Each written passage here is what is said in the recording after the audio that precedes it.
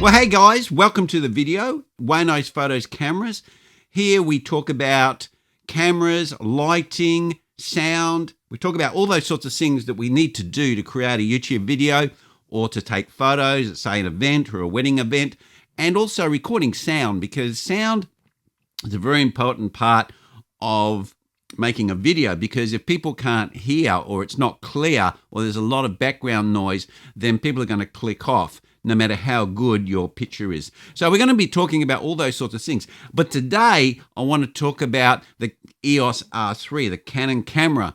Now, this one has been a little bit overshadowed by the Canon R3 because that seems to be getting the spotlight, and the EOS R3 seems to be in the background. And you go, well, maybe there's something not so great about the EOS R3 because the R5 is getting all the spotlight and the R3 is just not getting the hype. Well, I just want to explain today why I passed on the R6 and the R5, both very, very good cameras, and why I waited for this camera to come out here. Now, this one here is the R3. I'll just hold it up so you can see, and that's the baby right there. And as we know with Canon cameras, they come with the flippy screen. Almost dropped it. Flippy screen. There's the flippy screen, and it twists around. So if you're familiar with Canon cameras, it's got that. It has the new mirrorless RF attachment on the front for the RF lens. You can buy the adapter to put your EF lens on. And the on button for the bigger cameras is on the back right here. And also it has the wheel that we had on the old 5D Mark IV. All of the good things. But it does have some features that are really unique to this camera. And the things that I like about this camera, it makes it a very all-round camera. So let's have a talk about this camera and why I bought not one but two, because I'm filming on one and I have one in my hand, and why I passed on the R6 and the R5. Now, the first thing about this camera that I want to talk about and why I waited, I passed on the R6 and the R5, is because I live in quite a hot climate. I live in Perth, West Australia, and compared to the Northern Hemisphere, and where a lot of the people who reviewed the R5 and the R6 on these cameras, it's a lot hotter here. It gets quite hot. And if you want a camera and you want a reliable camera, you can't afford for that camera to be overheating.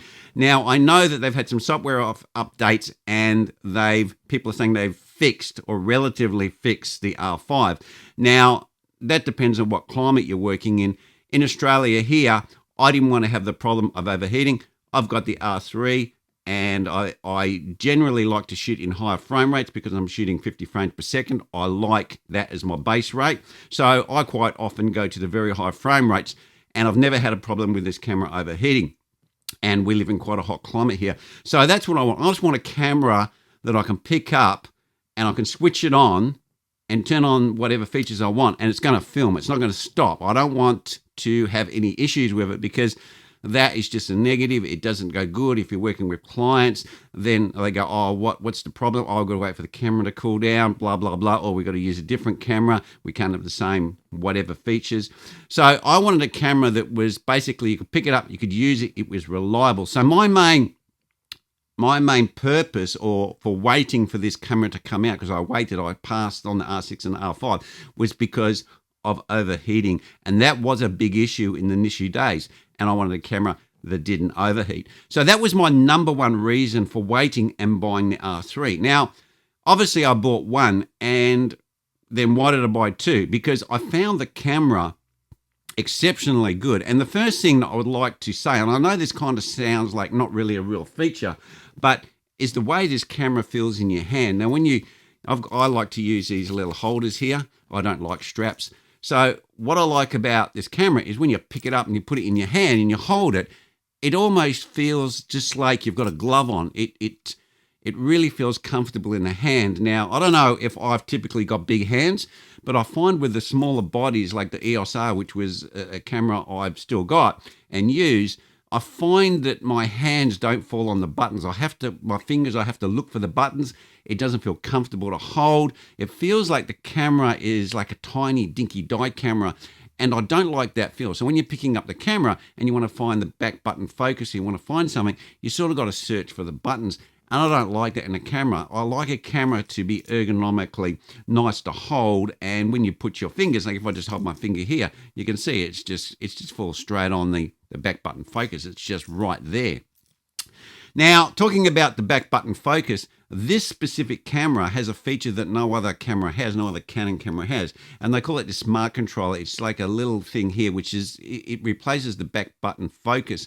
And the reason why it's so good is because it moves the focus as well as focuses. So you can basically just run your finger over this button and then press it, and it will focus on what you want. Now, this camera has this eye control. Now, I've never used it. I've never turned it on, never even bothered with it, because this system is just so quick. I don't know how it could be any quicker. You just put your finger over it and you press it and it's focused. It's like so easy.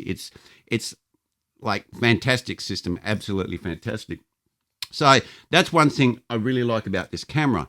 Now, the other thing that you would not think about this camera is its weight. It's extremely light. Now, people might go, oh yeah, but it's heavier than the R5.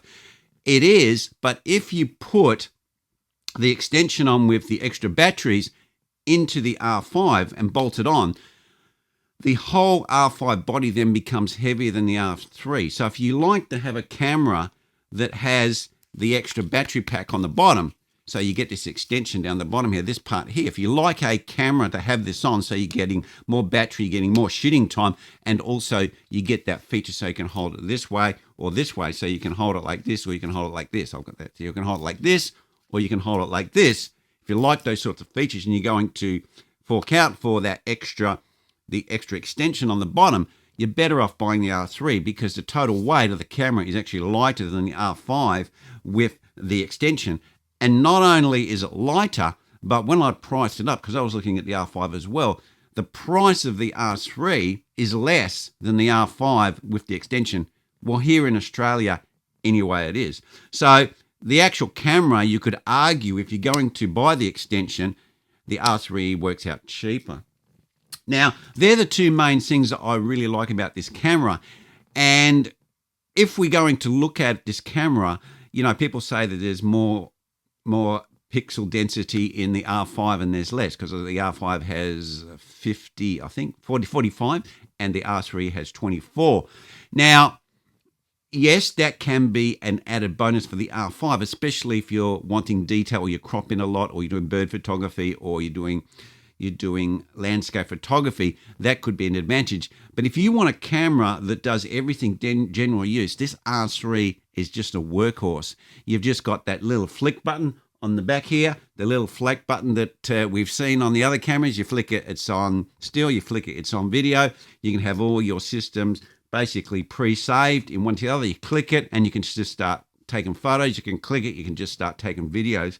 And it's very, very quick and changes from one to the other. And one thing that is really impressed me about this camera, maybe the R5 is as good, maybe the R6 is as good, but the overexposure and underexposure recovery is absolutely mind-blowing. It really blows your mind. It's so fantastic. You just think, oh, that's blown out, it's white. And then you just can pull down the highlights and then you just see the clouds appearing.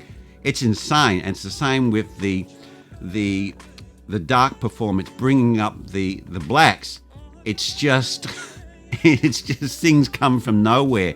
It's insane. You can bring a picture that really you would argue is unusable and make it usable. It really is amazing. When I bought this camera, coming from the ESR to this camera, it was a massive step for me when I'm doing still photography. In video, I started shooting in 4K. I used to shoot in 4K on my ESR. And when I first got this camera, I started shooting in 4K. And I like to shoot in 4K 50, as I've said before. Now, when I first started doing that, the 4K 50 files are absolutely massive coming out of this camera. And for some reason, I don't know why, I tried the 1080p. I was just, I don't know, thought I'd just see what it looks like. And I was so impressed with the 1080p, I actually switched back to making 1080p. And this video is in 1080p. And for social media, if you're putting anything on social media, there's just no reason to use this camera in 4K. I would have to probably say that the 1080p must be oversampled. The quality of the 1080p is exceptional. You just put a little bit of sharpening on the picture. There's no way you can tell a difference. And I'm shooting in 1080p. All lie, the picture out of this camera is 100% fantastic. And the great thing about shooting in 1080p is this camera you can double the frame rate, which you can shoot in 100 frames per second, because I'm in Australia here, because we follow the 25, 50, 100, 200, because it all has to divide into 50 hertz, because that's our electrical system. Otherwise, we get light flicker. That's the reason why. Whilst in America and those countries, your cycles, your electrical cycle is 60, so you need to follow a multiple of 60, because otherwise you will get the flicker. So we're shooting in different frame rates, which kind of is a bit of a pain, because a lot of social media sites don't really have the ability. They change, a lot of social media sites change everything to 30 frames per second. But that's a whole nother video, which I'll do later on. But talking about this, I'm shooting in 25, 50, 100, 200.